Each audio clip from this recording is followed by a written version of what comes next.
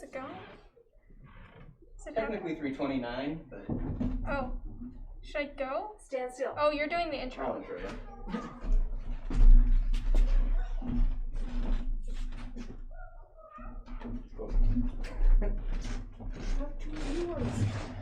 Already? Wow. All right. Am I actually on the screen? Yes. Great. So, hi everybody. Welcome to the Headwaters Science Center's 3:30 After School STEM Show. My name is Ryan. I'm one of the educators here at the Headwaters Science Center.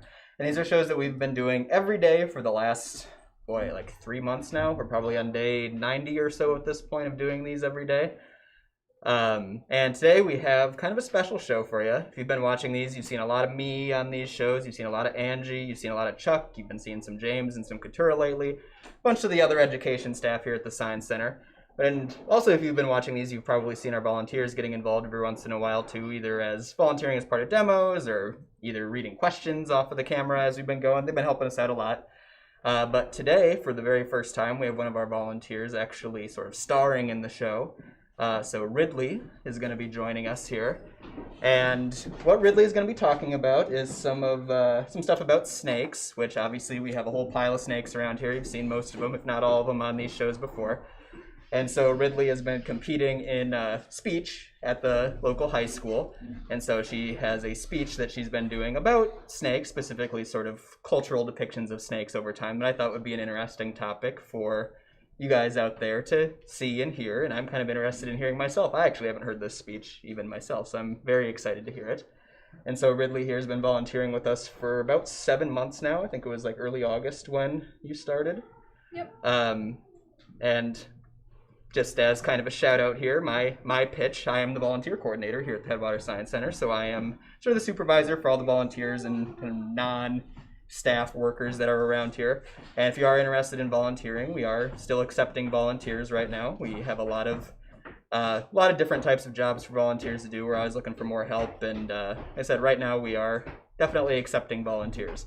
And so if you're interested in volunteering, you can swing by the Headwaters Science Center anytime we're open and just ask for a volunteer form at the front desk. We are open right now 9:30 to 5:30 on Friday and Saturday, 1 to 5:30 on Sunday, and then 9:30 to 5:30 on Monday. So come in at any of those times, ask at the front desk for a volunteer form, and we'll get you squared away. And I think with that, I'll kick it over to Ridley to give us her well-practiced, competitive speech that she's been doing for the last however many weeks. Yeah. All right. Are you scared of snakes? Many people are, but have you ever wondered why you're scared of them? It may have been a personal experience, or maybe you just think they look scary. Snakes have been shown in a very negative light since, well, ever. Even today, snakes are still misunderstood. I, for one, have always found them fascinating and have become very passionate about educating others about them. But how do most people feel about snakes? To understand this, we'll first slither through many different cultures and their views on these serpents. Then, we'll analyze the supernatural and the factual to see the mythology and biology of these snakes. And finally, we will open our books and turn on our TVs to find our favorite childhood serpents. Let's start with the wide range of cultures that have contrasting views on what snakes represent. According to the History Channel, in European and African cultures, the snake represents Earth because they mostly stay close to the ground. Contrary to this, in ancient Greece, Egypt, and indigenous North America, snakes represent fertility, rebirth, renewal, and even immortality. Among the Igbo people of Nigeria, they're seen as a symbol of earth and growth. In northwestern Ghana, the Sanka people think that pythons are helpers or even saviors. In parts of West Africa, the snake is said to have protected them from slavery. Many people believe that the snake is a symbol of creation, but they aren't always viewed in a positive way. Although no specific cultures see the snake in a negative light, it's mostly a personal opinion. The most commonly known story in Christianity is the biblical story of Eve and the serpent. In this story, snakes are seen as foul creatures. There's a very widespread negative bias against snakes that was mostly European construct. Some modern cultures see snakes as vengeful creatures, but these opinions were mostly formed by one's own fear. Though, there are some symbols that have been around since long before this negative bias was produced. A common symbol that's been around since ancient Egypt is the image of a snake swallowing its own tail, creating a circle. It's meant to represent eternity and the cycle of nature and life. It's most commonly found in Celtic cultures as an ornament. Or the commonly known symbol for medicine, the staff with wings and two snakes intertwined around it. This was also said to be the staff of Hermes, the messenger god in Greek mythology.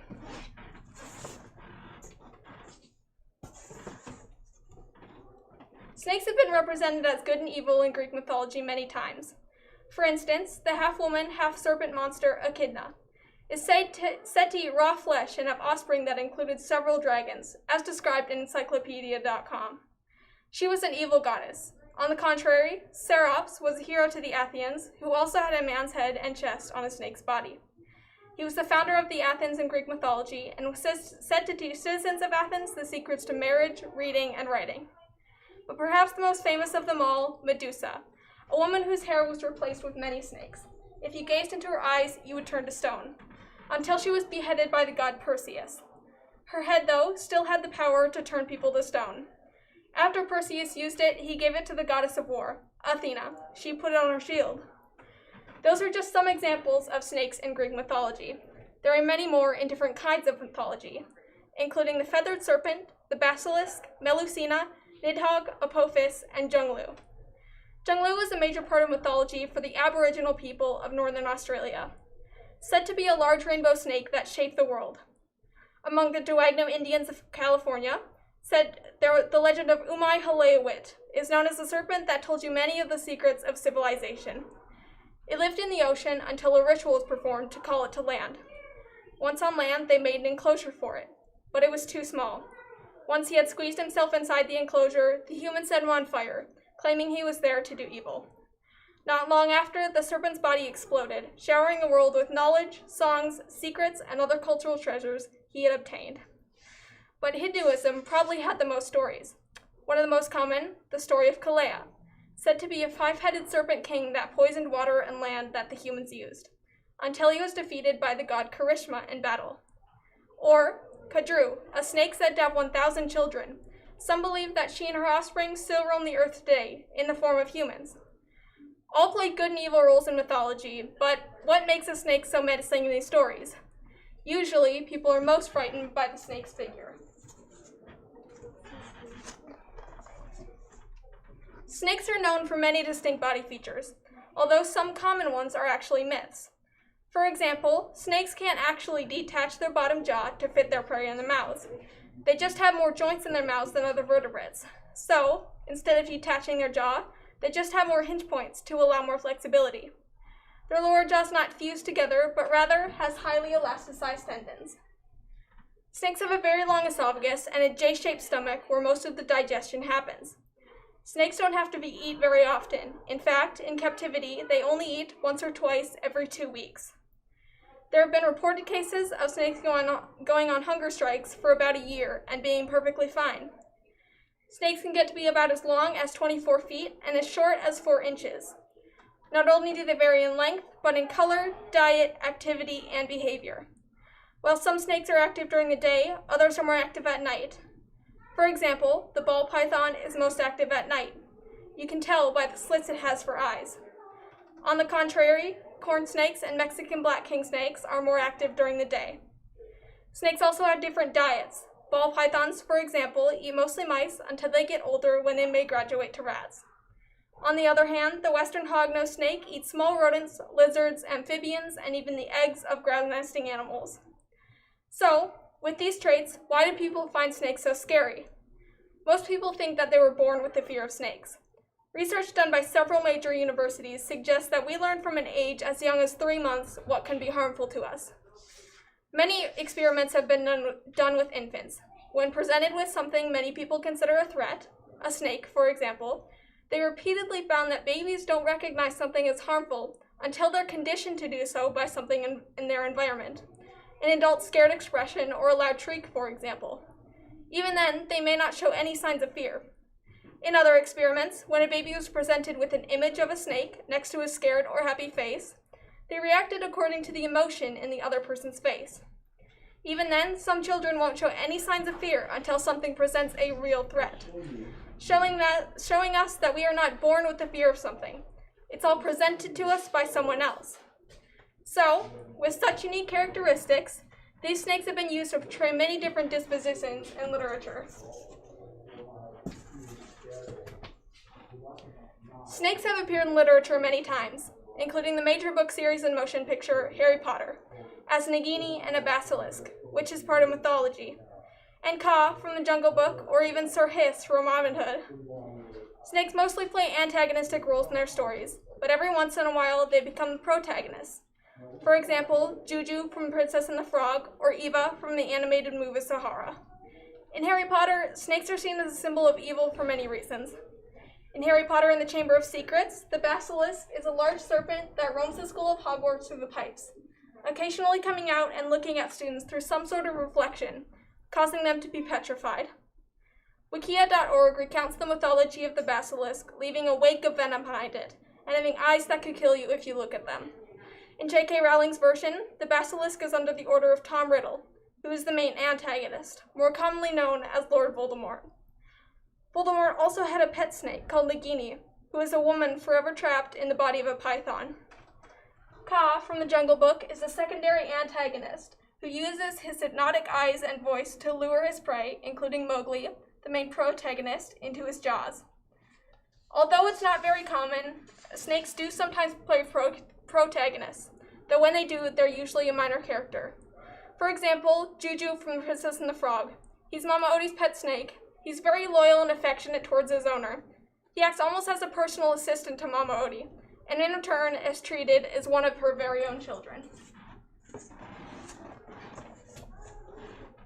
In conclusion, the snake can mean and be many different things, but ordinary is not one of them.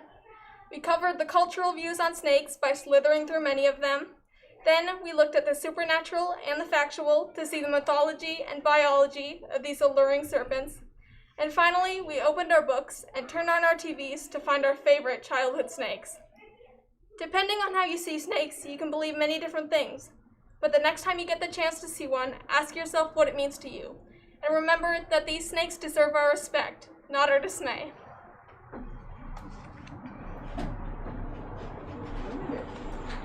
So maybe, why don't we just hang out and chat for a little bit about some of this stuff, because he brought up a lot of interesting ideas there.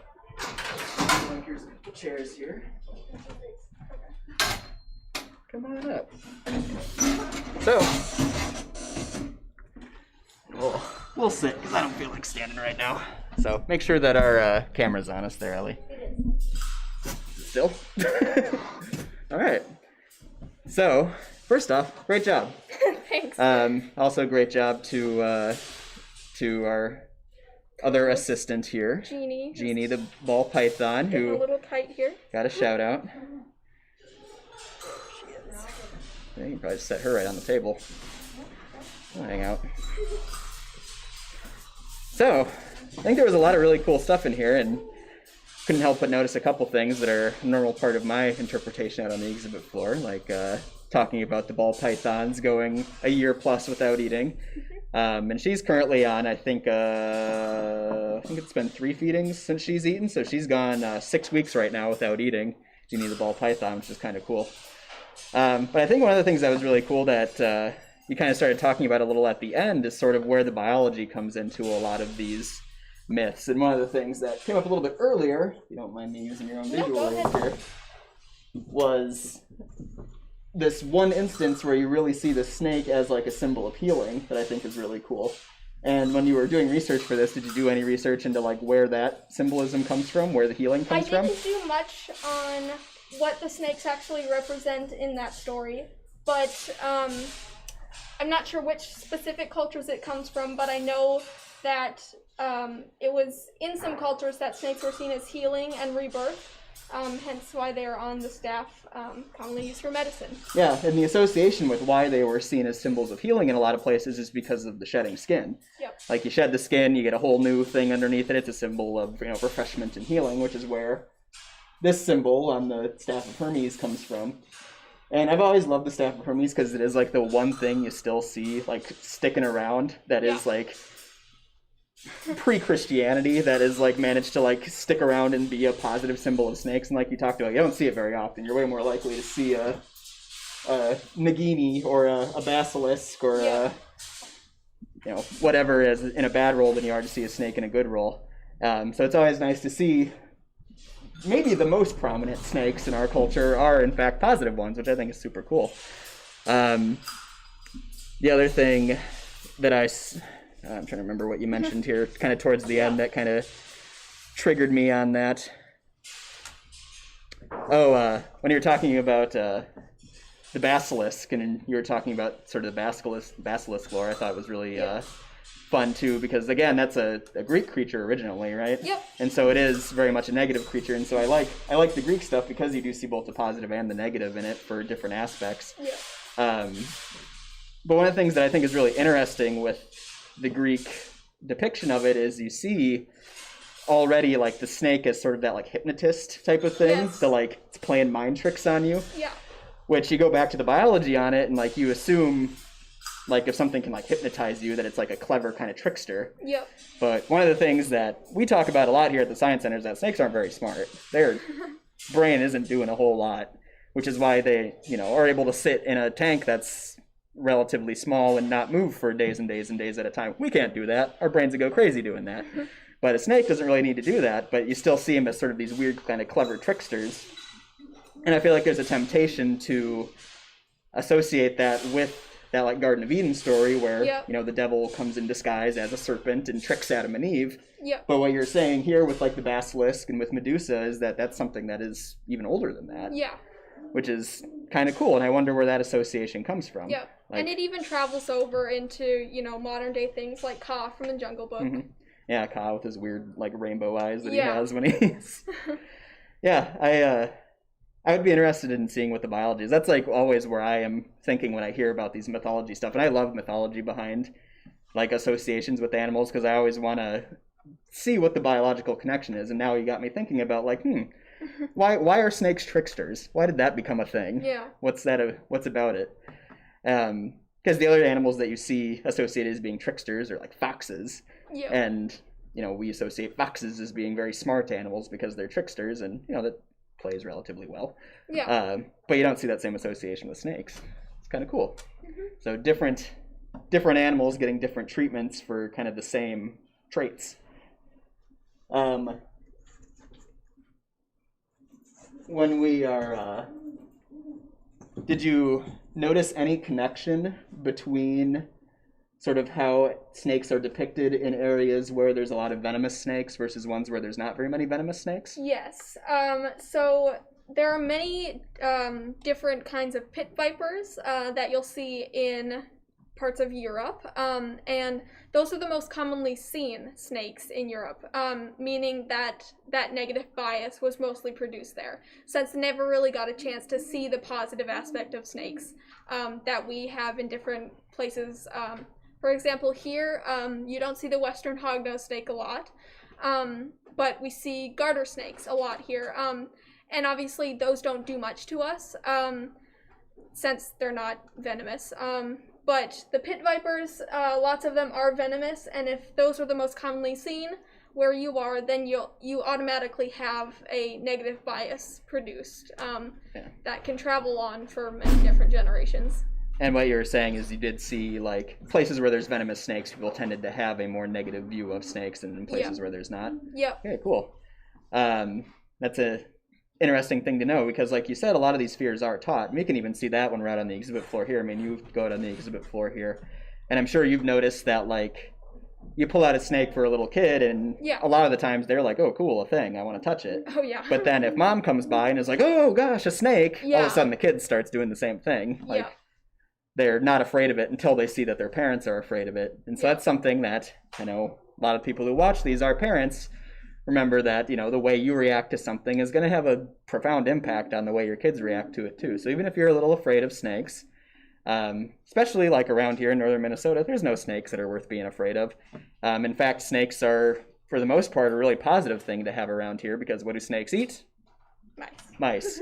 And you definitely would rather have snakes around your house than mice. Yes. Mice will chew on your wires. Mice will spread diseases. Mice will just be a nastier bite in general. It'll make a bigger mess than a snake will. And so if you are if you are reacting really viscerally negatively to snakes, you're going to pass that on to your kids, and they're going to have a negative reaction with these guys too. And there are certain situations where being a little leery around snakes is valuable. So there's venomous snakes out there, of course, snakes that are dangerous. But around here, snakes are great. They're nothing but helpful for us. And so that's always the message I want people to leave HSC with when they come and visit with our animals, and especially our snakes, is because so many people have that really knee-jerk negative reaction to them. Yeah. We don't want them passing that on. I run into a lot more grandparents that are afraid of snakes than I do kids who are afraid of snakes. Be kind to our snake friends. They're great around here. Yes. Jeannie has not made an aggressive move the entire time she's been out here. She's been out of her tank for the last half an hour at this point, and it's hardly moved. But thank you, Ridley, for presenting today. Thank you, audience on YouTube and Facebook and Twitch, for watching today. Again, we are currently open, so we are open 9:30 to 5:30 Friday, Saturday, Monday, and we are open 1 to 5:30 on Sunday. And like I said, if you're interested in volunteering, you might be able to help out with some of these streams. If you got a topic you're really itching to talk about and put the work in, you might even be able to present it on the stream like Ridley did today. And again, thanks for watching, and we will see you tomorrow. It's going to be James talking about something. I don't know what, but it's James.